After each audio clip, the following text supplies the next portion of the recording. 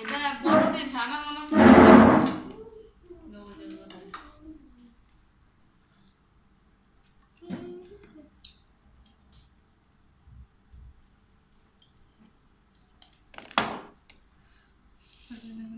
তো কানে আসে না আইসে তোরা এখানে বসে থাকতে পারবি না। আমাদের বাইরে যাই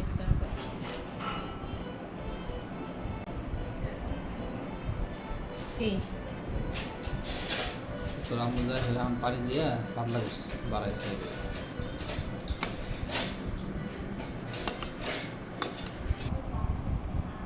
মরে গেলে কবরে নিয়ে যাও, নিয়ে যাও।